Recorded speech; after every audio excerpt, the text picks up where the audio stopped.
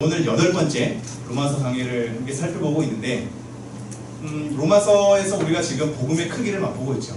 복음의 크기, 복음의 깊이, 그 복음을 통해서 선언된 하나님의 크심, 하나님의 하나님 되심을 우리가 바라보고 있자니 처음으로 우리가 하나님을 알게 되는 것이 뭐라고 그랬죠? 하나님의 진노. 늘 사랑과 구원, 우리를 받아주시는 하나님, 있는 모습 그대로 뭐 이런 것에 대한 포용, 배려, 받아줌, 용납함 위주로서만 포장되는 것이 아니라 복음 앞에 먼저 마주하는 것이 하나님의 진노였죠.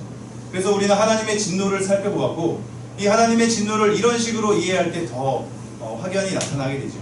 하나님이 얼마나 거룩하시고 고결한지, 그 하나님의 하나님 되심을 알면 그 하나님 앞에 어긋난 죄의 크기가 더욱더 도드라지게 보이기 마련입니다. 여러분이 핸드폰을 처음 샀을 때 기스 하나 가는 것이 너무나 짜증나는 것처럼 완전 하얀 백지에 연필심이나 잉크 아니면 볼펜 똥 이런 게 딱 묻었을 때 오게 되는 짜증처럼 하나님이 얼마나 고결하시고 얼마나 거룩하신지를 알면 알수록 그 죄 앞에 하나님의 심정이란 분노하지 아니할 수 없다를 우리가 계속 확인하고 있는 겁니다. 그런 하나님의 분노를, 하나님의 진노를 우리가 복음 안에서 먼저 하나님의 심정을 헤아리는 것으로 출발을 하였죠. 그래서 사람들은 인류 전체로부터 출발하기를 하나님을 알되 어떻게 했다고 했죠? 하나님을 알되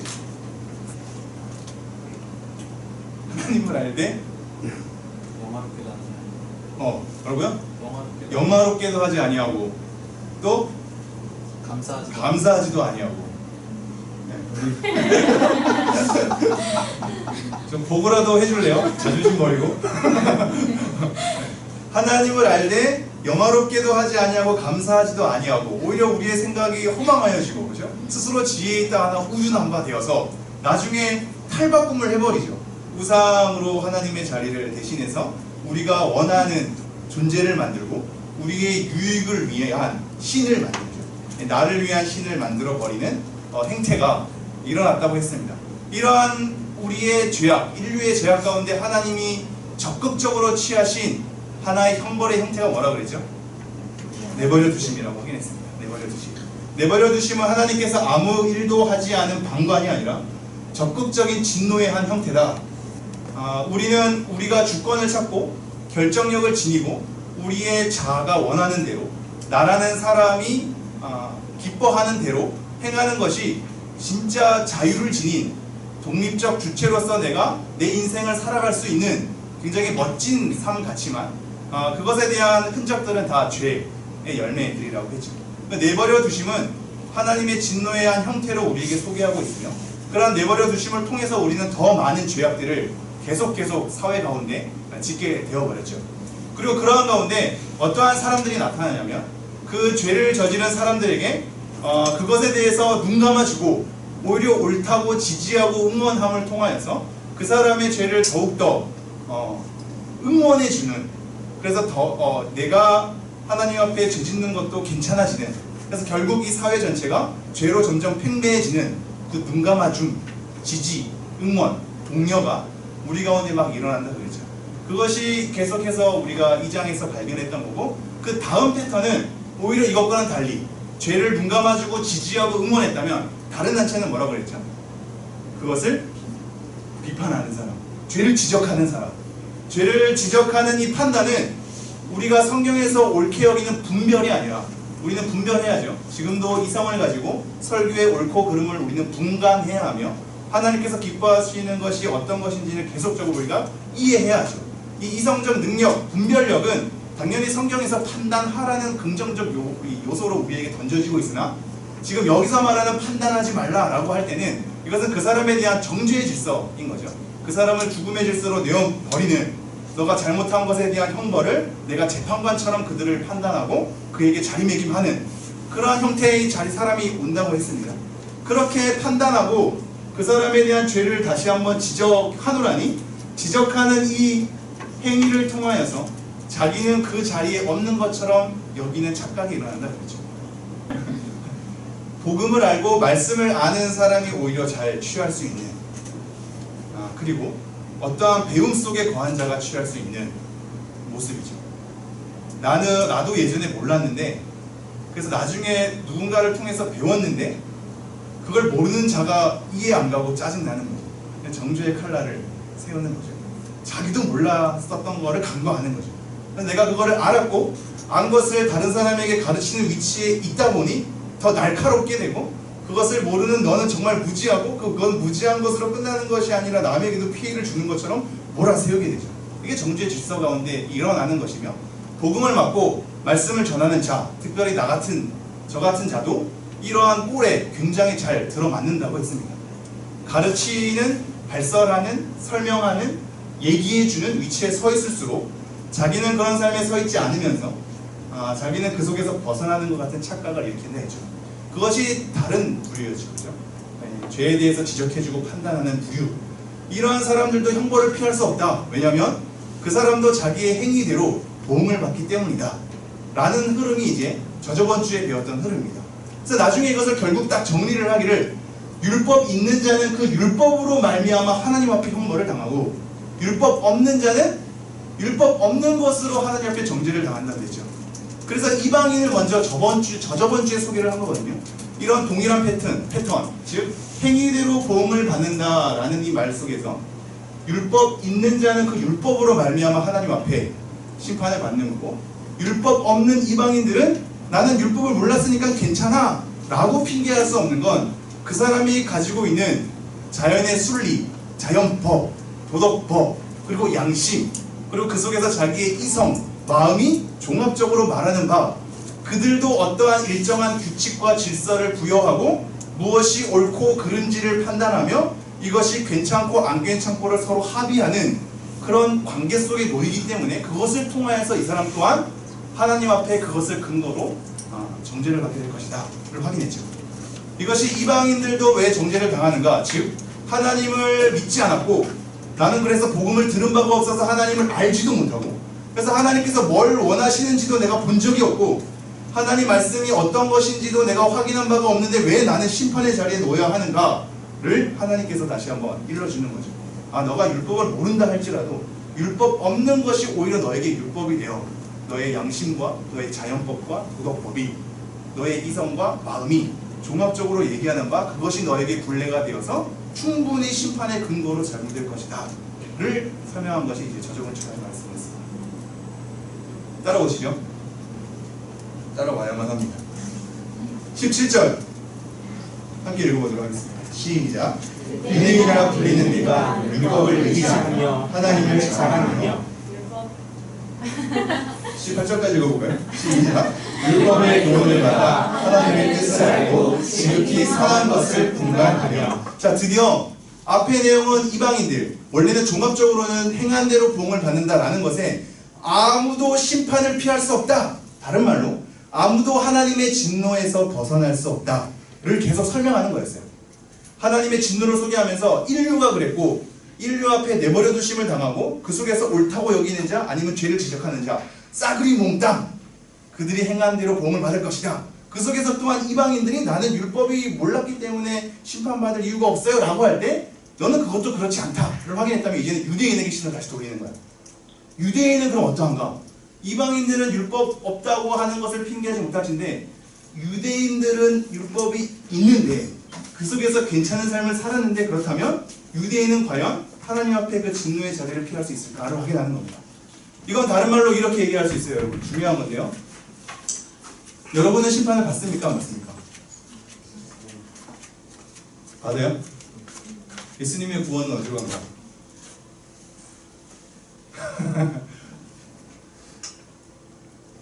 안 받는 사람은 왜 안 받아요?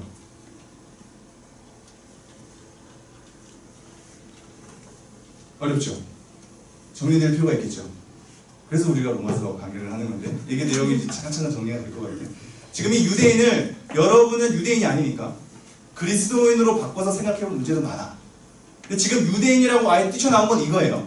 지금 바울이 계속적으로 논증하는 바, 하나님의 진노를 피할 수 없다니까, 그 이방인들은 이방인 나름대로 그들의 하나의 근거를 통하여서 심판받는다고 하니까 유대인들이 그럼 좀 억울하다 이거야. 그 전에는 이방인들은 나는 율법 몰랐는데 심판 자리에 있는 거 억울해 안다면 지금 이제는 나는 유대인이야. 이것은 뭘 의미하냐면 나는 하나님 앞에 선택받은 민족이야. 그동안 믿음의 사람들로 하여금 언약적 관계에 내가 있었어. 하나님의 백성이라는 호칭을 내가 부여받았어. 나는 이스라엘 백성이야. 하나님께서 나를 그동안 수많은 역사 가운데 이끌어준 믿음의 선진들이 있었어. 그 속에 내가 포함되어 있어. 그리고 그 전통에 따라 내가 하나님의 말씀을 들었고 하나님의 말씀을 읽었고 하나님의 말씀을 지키려고 노력했고 이런 여러 가지 노력의 삶이 있었어. 그런데 이방인과 똑같이 심판받는다고? 너무 억울하지 않아? 라는 걸로 시작할 수 있어요. 여러분 그렇지 않아요? 여러분이 교회 열심히 다녔어. 신앙생활 열심히 했어. 이렇게 하나님께 찬양하고 기도하고 이렇게라는 말은 좀 설명이 필요하죠. 우리가 굉장히 찬양 열심히 하고 기도를 열심히 하는 건 아니지만 조금은 찬양하고 조금은 기도했으니까 이렇게 한 걸 가지고 하나님 앞에 섰는데 하나님을 전혀 믿지 아니한 사람이랑 심판을 똑같이 처한다고 생각해봐요. 억울하겠죠. 통하지 않냐? 지금 유대인이 그걸 항의할 수 있는 거거든요. 이 항의를 전제에 놓고 지금 바울이 논증을 이어가는 거야. 자, 유대인이라 칭하는 내가, 자, 유대인이라 불리는 내가 뭘 한다고요? 내가 율법을 의지하며. 이거 괜찮은 거야, 안 괜찮은 거야? 율법을 의지하는 거 괜찮은 거예요, 안 괜찮은 거예요? 괜찮은 거예요? 너 율법을 의지해? 괜찮은 거예요? 괜찮은 거죠? 이거는 괜찮은 겁니다. 왜냐면 여러분이 이렇게 찬양 부르잖아요. 주의 말씀 의지하여. 맨날 부르는 찬양이야. 율법 의지하는 거 괜찮은 삶이 안 괜찮은 삶이에요? 괜찮은 삶이죠. 지금 괜찮은 삶을 얘기하고 있어. 잘 봐. 이 논증이 굉장히 쉽지 않으나 굉장히 잘 찌르고 있어. 잘 봐. 너가 유대인이라 불리는 너가 율법을 의지하며 하나님 자랑하는 거 좋은 거예요, 아닌 거예요? 좋은 거죠. 하나님 자랑하고. 그리고 율법의 교훈을 받아. 이 율법의 교훈을 받았다는 건 좀 더 이런 식으로 이해하면 좋아요. 유대인들은 유대 교육을 했어. 이 교육을 받았다라는 게 사실 소리를 듣다라는 것이 그 어원적 의미이거든. 그러니까 유대인의 교육 자체는 사실상 이해부터 출발하기보다는 이렇게 구두로 전해지는 암송 위주였고 그 암송으로 함께 토론하는 분위기잖아. 그러니까 입에서 입으로 전해지는 목소리를 통해서 신앙교육을 어렸을 때부터 받은 거야. 어렸을 때부터 열심히 듣는 거야. 하나님 말씀을 계속해서. 그래서 나중에 보면은 유대인들은 여기 손목에다 그리고 이마에다 여기 말씀을 이렇게 보관해가지고 집 들어가는 입구에도 말씀을 이렇게 돌돌 말아가지고 신명기 6장 말씀 다 암송하고 막 이러잖아. 어떤 유대인들은 그 모세오경을 다 외우기도 하죠. 그 외우는 성경들을 계속 어렸을 때부터 계속 가르친다고. 하나님의 교훈을 받는 거야. 어렸을 때부터 율법을 아는 거야.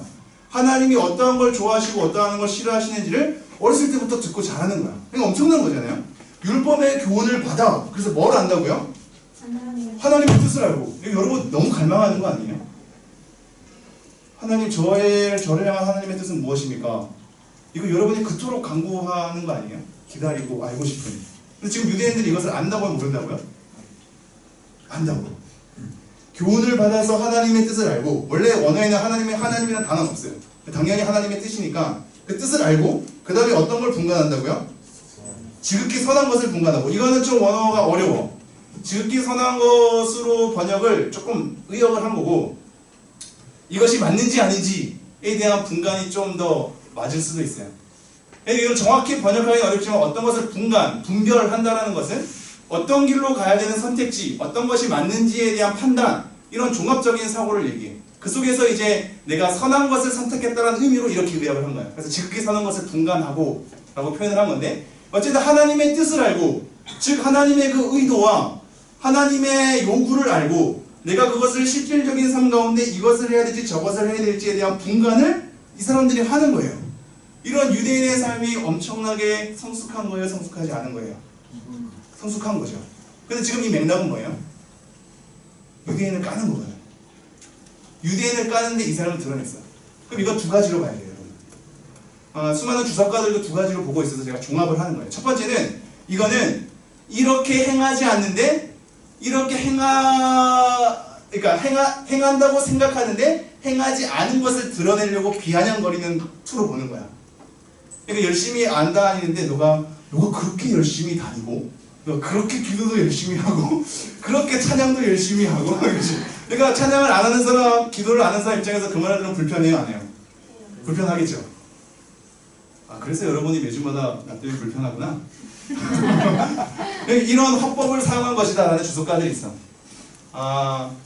일면 그럴싸하긴 해요. 왜냐하면 나중에 뒤에 보면 20절 볼까요? 20절 끝에 보면 스스로 믿으니라고 있죠. 스스로 믿으니 보여요? 네. 이 원어가 원래 어디에 나와 있냐면 19절 초반절에 나와 있어요. 그러니까 17절, 18절의 내용을 얘기하고 19절 초반절이 스스로 믿으니라는 것부터 시작해.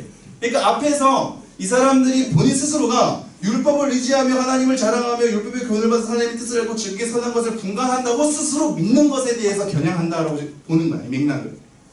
그럴싸하죠. 저는 이 해석도 괜찮다고 봅니다. 왜냐면 유대인들이 정말로 이런 삶을 살지 않았으니까. 그죠? 근데 또 하나는 이렇게 생각할 수 있어요. 이런 삶도 있었던 거야. 이 사람들이 하나님 율법을 의지하며 하나님을 자랑하며 율법의 교훈을 받아 하나님의 뜻을 알고 지극히 써는 것을 분간하며 라는 것을 꼭 비아냥으로 볼 수밖에 없는 보지 않아도 되는 것을 꼭 그렇게만 생각하지 않아도 되는 것은 그 사람들이 어렸을 때부터 교육받는 것에 대한 진정성이 없다고 할 수 없어. 그 사람들이 율법을 의지하는 거 없다고 할 수 없어. 하나님을 자랑하는 거 없다고 할 수 없지. 교훈을 받아가지고 하나님의 뜻을 조금이라도 이해했을 테고 그 가운데 나름대로 분간하면서 자기의 삶을 선택했을 거야. 그것이 유대인의 삶 가운데 당연히 있었겠죠. 그죠? 근데 지금 여기서 뭘 얘기하냐면 그것이 있다 할지라도 그것으로 너네가 하나님 앞에 진노를 피할 수 있다고 생각하느냐로 읽을 수도 있는 거야. 그럼 이건 우리 그리스도인에게 마찬가지예요. 우리가 하나님 앞에 예배하고 찬양하고 기도하고 헌금하고 봉사하고 내가 그것으로 그런 삶을 사니까 하나님 안 믿는 자랑 같은 심판의 자리에 놓이는 것이 너무 억울해. 그리고 이거를 나름대로 이런 거라도 하는데 똑같은 심판의 자리라뇨? 라고 얘기할 때 너네가 그것 조금 한다고 심판의 자리에서 피할 수 있을 것 같아? 라는 것에 대한 맥락으로도 볼 수 있는 거죠. 따라오시죠? 네, 다시 한번 17절 18절 유대인이라 불리는 내가 율법을 의지하며 하나님을 자랑하며 율법의 교훈을 받아 하나님의 뜻을 알고 지극히 선한 것을 분간하며. 제가 늘 빠르게 하지 않으려고 다짐하는데 다시 한 템포 쉬면서 자 19절 함께 읽어보겠습니다. 시작. 맹인의 길을 인도하는 자여 어둠에 있는 자의 빛이요. 20절까지 율법에 있는 지식과 진리의 모본을 가진 자로서 어리석은 자의 교사여 어린아이의 선생이라고 스스로 믿으니. 자, 이거 조금 쉽게 넘어가죠. 지금 네 가지가 나와 있는데 맹인의 길을 인도하는 자, 어둠에 있는 자의 빛, 그리고 어리석은 자의 교사, 어린아이의 선생, 이 네 가지가. 근데 이 네 가지는 어떤 것으로부터 나오냐면 율법에 있는 지식과 진리의 모본, 이 꼴, 외양, 형태라고 할 수 있거든. 어쨌든 율법에 있는 지식, 진리를 가진 자야. 유대인은 이것을 가진 자죠. 율법을 어렸을 때부터 교훈을 받았대잖아. 그러니까 하나님의 말씀을 맡은 자야. 하나님의 말씀 맡은 자. 내가 하나님의 말씀을 알고 나름대로 전했고 입에서 입으로 전하며 하나님의 뜻이 무엇인지 분간하려고 노력하고 함께 모여서 토의하고 하나님의 말씀을 통해서 하나님 바라보고 했던 사람들이야. 이걸 통해서 어떠한 자리를 갖게 되냐면 바로 이런 자리인 거죠. 맹인의 길을 인도하는 자. 그리고 어떤 자? 어둠에 있는 자의 빛. 이것은 예수님이 한 역할과 똑같거든. 우리를 억눌린 데에서 해방시키고 어둠에서 하나님의 구원의 빛을 비춰준 예수님의 역할이 지금 하나님을 믿는 자들이 하는 역할로 계속 옮겨주고 있죠. 자, 그리고 어리석은 자의 교사, 어린아이의 선생. 하나님의 말씀, 진리, 하나님의 그 형태, 말씀의 뜻의 형태를 알다 보니까 이러한 삶의 자리 앞에 진정성 있게 마주하노라니 네 가지의 자리가 우리에게 주어지는 거예요. 어리석은 자의 교사, 어린아이의 선생, 어둠 속에 있는 자의 빛, 맹인의 길을 인도하는 자가 되는 거야. 여러분, 이건 이렇게 생각해야 돼요. 나는 뭐 교사 되고 싶지 않은데 된 적도 없고 나는 뭐 선생이라고 난 그런 자리에 없는데 내가 무슨 어둠을 있는 자의 빛이야. 나는 그렇다고 생각하지 않아. 맹인의 길을 인도하는 자? 나는 뭐 다른 사람 인도하는 거 나 먹고 살기도 바쁜데 무슨 인도를 해 하면서 이 자리에 없는 것처럼 생각한다면 그것은 오히려 유대인보다 더한 자가 되는 거예요. 이해가 되죠? 유대인들은 하나님의 말씀 앞에 진정성 있게 마주하노라니 이런 자리를 자기의 사명으로 하나님 앞에 그 직분을 감당하는 거지. 그러한 복음의 자리를. 근데 우리는 이 사람들은 지금 자기 스스로 그렇게 믿어. 지금 스스로 믿음이잖아요. 그죠? 자기가 어리석은 자의 선생이고 막 여러 가지 무지한 자의 교사라고 스스로 믿어. 말씀을 정중하게 대하다 보니까 진심으로 대하다 보니까 어느 순간 그런 자리에 있고 그런 자리에 능숙하게 있다 보니까 내가 당연히 그런 직분을 받은 자로 자꾸 스스로 자리매김을 하는 거지. 그러니까 이 자리매김을 하는 것 때문에 스스로 믿으니로 지금 비판을 당하고 있는데 우리는 한 걸음 빠져가지고 야 나는 뭐 선생이라고 생각하지 않아. 나는 교사라고도 생각 안 해. 아, 무슨 내가 어둠의 빛이야. 아니지. 내가 무슨 소경을 인도하는 자야. 아니지. 라는 것으로 빠져있다면 유대인보다도 더 못한 자가 될 수 있잖아. 그걸 어떻게 유대인의 그 그룹에 들어가지 않은 걸로 그들을 비판할 수 있어. 그죠? 자, 이러한 맥락을 한번 따라와 볼래요? 잘 봐요. 이러한 자로서 스스로 믿으니 그러면서 이렇게 얘기해요. 21절 함께 읽겠습니다. 시작. 그러면 다른 사람을 가르치는 내가 내 자신은 가르치지 아니하느냐? 도둑질하지 말라 선포하는 내가 도둑질하느냐? 22절 간음하지 말라 말하는 내가 간음하느냐? 우상을 가증히 여기는 내가 신전 물건을 도둑질하느냐? 23절 율법을 자랑하는 내가 율법을 범함으로 하나님을 욕되게 하느냐? 5가지예요. 몇 가지? 5가지. 뭐라고 하냐면 가르치는 너가 두 번째, 선포하는 너가 세 번째, 간음하지 말라고 말하는 너가 네 번째, 가증히 우상을 가증히 여기는 너가 다섯 번째, 율법을 자랑하는 너가 이거야. 자기 성경책 있는 사람은 다 밑줄을 보내요. 그 사람이 자기의 삶을 복음의 삶을 감당을 하는데 다른 사람을 가르치는 자리에 있고 도둑질 하지 말라고 선포하는 자리에 있고 간음하지 말라고 말하는 자리에 있고 우상을 가증히 여기는 자리에 있고 율법을 자랑하는 자리에 있어. 자, 우리는 이걸 쉽게 이렇게 읽으면 잘 봐요. 처음에 가르치는 너가 너 자신을 가르치지 아니하느냐라고 시작하니까 아 역시 이거는 교사와 선생에 관한 문제야. 나는 교사와 선생을 되고 싶은 적도 없고 그런 자리에 있지도 않아. 그렇게 가르치는 사람이 자기 스스로 잘 살아야지. 잘 못 살면서 그렇게 가르치는 자리에 있으니까 문제지 라는 것으로 읽히지 않아요? 처음에 대할 때는. 그죠? 그러니까 이 말씀은 누가 가장 찔려야 해? 예? 제가 가장 찔려야죠. 그죠? 지금 가르치고 있잖아. 가르치는 자가 이 말씀을 사실 이렇게 웃으면서 소리치면서 얘기할 수 없죠. 아, 가르치는 자가 다른 사람을 가르치는 너가 너 자신은 가르치지 아니하느냐? 굉장히 아무 말 못하게 하는 말 아니에요? 그죠?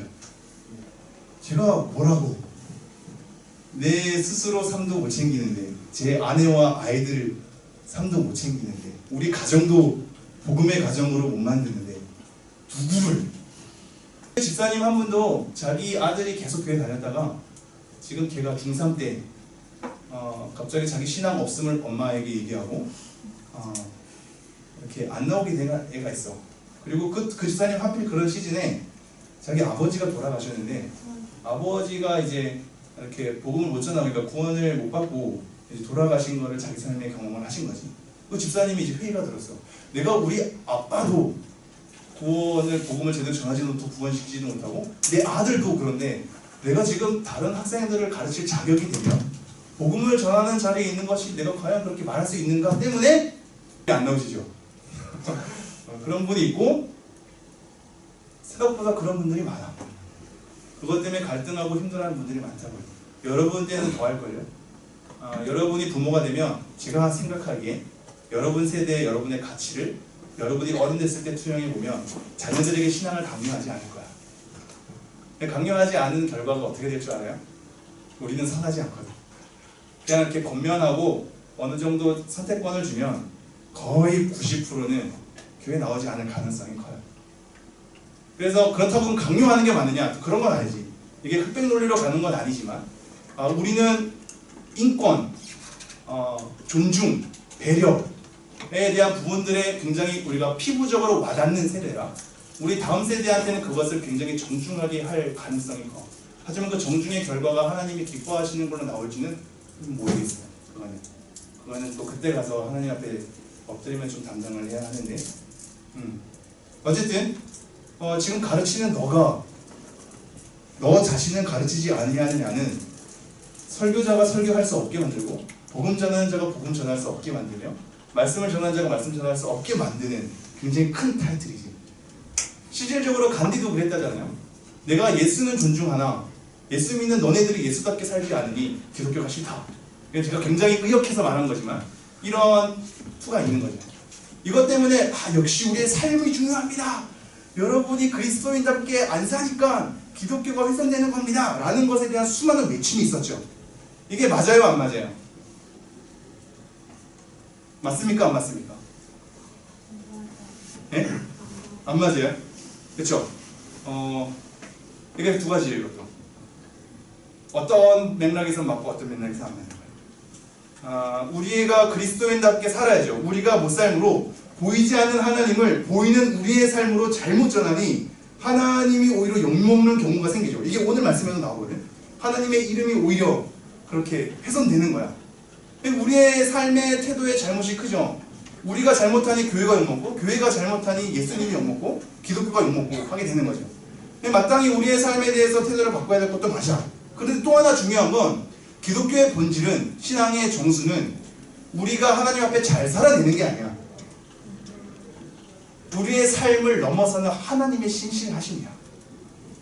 하나님이 어떻게 이루시는가가 중요한 거지, 그 이루시는 하나님을 믿는 우리의 삶이 어떤가가 사실 중요한 건 후차적인 거야. 근데 이 두 가지는 균형을 이뤄야겠죠. 그리고 역시 하나님이 중요하면서 우리가 막 살면 안 되겠지. 이 두 가지는 어떤 맥락에 따라 강조점이 달라질 수 있긴 한데, 중요한 것은 가르치는 너가 너 자신을 가르치지 않느냐로만 계속 몰두하면 이 땅에 누가 가르칠 수 있겠어요? 그죠? 아무도 가르칠 수 없어. 나도 오늘 설교할 수 없어. 내가 무슨 자격으로, 이 땅에 누가 무슨 자격으로 찬양 인도를 하며, 무슨 자격으로 성가대를 쓰며, 무슨 자격으로 초등부 선생님을 하며, 무슨 자격으로 목사와 선교사를 합니까? 자격이 될 만해서 한 거예요. 그죠? 이 말씀 앞에 무릎 꿇으면 설 사람이 아무도 없죠. 그래서 이것은 일면 맞는 얘기나 일면 꼭 그런 것 또한 아닙니다. 우리는 우리 스스로를 돌아보는 동시에 그럼에도 불구하고 내 삶으로 다 담아낼 수 없는 하나님의 크기에 대해서 증언하는 삶을 살아야죠. 그죠? 나는 형편없어도 하나님은 형편없는 것이 아니다라는 것을 증거하는 삶을 살아야지. 난 너무나 연약해서 부끄러운데, 그래서 나 때문에 하나님의 이름이 훼손되는 건 너무나 죄송한데, 내 삶을 통해서만 하나님이 증거되는 건 아니다. 나보다 크시며, 내 친구보다 크시며, 한국 교회보다 크시며, 이 세계보다 크심, 세계가 하나님을 다 담아낼 수 없는 그 하나님의 크심을 전하는 것이 나의 역할 속에 있다라는 맥락 속에도 있어야죠. 그죠? 이 두 가지 맥락을 기억하십시오. 그러나 오늘 본문 말씀에는 우리를 돌아봐야지. 가르치는 너가 너 자신을 가르치지 않느냐? 라고 얘기하는 거죠. 자, 그런데 이 가르치는 것으로 교사만 몰두할 게 아니라 그 다음 뭐라고 얘기하고 있어요? 도둑질하지 말라 선포하는 너가 도둑질하느냐? 간음하지 말라 말하는 너가 간음하느냐? 이 삶은 하나님을 믿는 사람들이 다 하는 삶이 아니에요. 하는 삶이죠. 우리가 이런 강단에서 여러분이 쓰지는 않았을진정 친구들이나 아니면 다른 사람에게 야 도둑질하지 마, 야 간음하지 마, 그건 죄야 라는 것에 대한 삶이 여러분 가운데 있어요, 없어요? 이거 없으면 문제인 거지.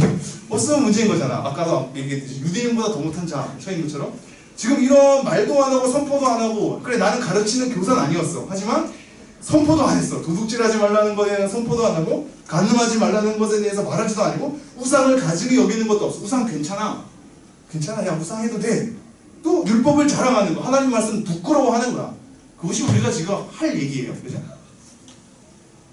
이것조차도 안 되는 삶에 있으면 정말로 진노의 자리에 설 수밖에 없지. 그래서 지금 이 성경은 더 나가죠. 그런 자리에 섰을지라도 진노를 피하지 못한다는 거거든. 너가 그렇게 선포했으면서 도둑질하지 말라고, 간음하지 말라고 너가 말했으면서, 우상을 가증히 여긴다고 얘기를 했으면서, 율법을 자랑한다고 너가 그렇게 말했으면서 너가 지금 그러한 꼴에 빠져있지 않느냐로 우리에게 얘기를 하는 겁니다. 제가 다시 한번 21절부터 읽어볼까요? 그러면 다른 사람을 가르치는 내가 네 자신을 가르치지 아니하느냐? 도둑질하지 말라 선포하는 내가 도둑질하느냐? 간음하지 말라 말하는 내가 간음하느냐? 우상을 가증히 여기는 내가 신전 물건을 도둑질하느냐?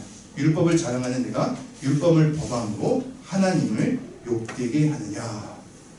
이러한 삶도 살지 않았다고 진노의 자리를 피하는 게 아니라, 그러한 사람은 마땅히 진노의 자리에 있을 수밖에 없고, 이러한 삶을 산 사람도 자기 모순적인 삶을 경험할 수밖에 없기 때문에 하나님의 진노의 자리에 있을 수밖에 없죠. 그리고 자기가 교사라고 스스로 믿는 사람도 자기 과신 때문에 또한 하나님의 진노의 자리에 설 수밖에 없죠. 어떠한 것도, 어떠한 특권도, 어떠한 위치도, 어떠한 자리도 그 사람이 하나님의 진노를 피할 수 있는 가능성이 전혀 없다는 얘기하고 있어요. 이러한 것들을 얘기하는 너가 오히려 너의 모순 속에 갇혀있다. 그러니 당연히 너는 심판받을 수밖에 없다 라는 것을 얘기했다면, 자 25절부터 제가 좀 빠르게 한번 정리하겠습니다. 25절 내가 율법을 행하면 24절 자 기록된 바와 같이 하나님의 이름이 너희 때문에 이방인 중에서 모독을 받는다. 아까 얘기했죠. 너희 때문에 하나님 믿지 않는 사람이 하나님 욕한대. 자 그러면서 25절 내가 율법을 행하면 할례가 유익하나 만일 율법을 범하면 내 할례가 무할례가 되느니라. 자 이 구절 뭐가 중요하겠어요? 내가 율법을 행하면 할례가 유익하나 율법을 범하면 내 할례는 무할례가 되느니라. 뭐가 중요하겠어요? 동그라미 치려면 행하면이랑 범하면으로 대조를 할 수 있겠죠. 내가 율법을 행하면 할례가 유익하나 만일 율법을 범하면 내 할례는 무할례가 되느니라. 자 이게 이렇게 얘기하면 이제 좀 쉬워요. 지금 우리의 행위대로 부흥을 받는 것에 대한 논증을 계속 이어나가고 있는 거야. 그래서 어떠한 사람도 그 위치에 섰고 어떤 특권적인 의식과 계층에 속한다 한들 자기 모순과 자기 과신의 역할로 하나님 앞에 진노를 살 수밖에 없는 자리에 있는 거야.